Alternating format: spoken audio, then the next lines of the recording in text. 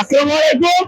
আমরা বাংলাদেশ কালিয়াকৈর উপজেলার চন্দ্রা বিভিন্ন স্কুল এবং কলেজের ছাত্রছাত্রী একত্রিত হয়েছি।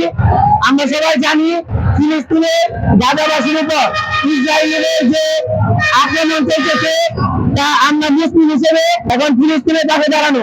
যেহেতু আমরা মুসলিম সেহেতু আমাদের সকলের একত্রিত হয়ে সারা বাংলার মানুষ, সারা দেশের মানুষ যারা মুসলিম আছি সবাই একত্রিত হয়ে আমাদের ফিলিস্তিনের পাশে দাঁড়ানোর এখন নিকট সময়।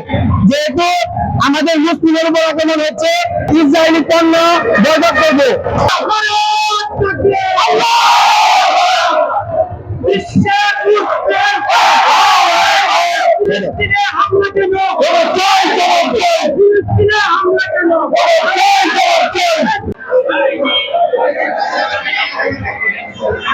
ফিলিস্তিনে হামলা কেন? এটা নিয়ে অন্তিম গেলে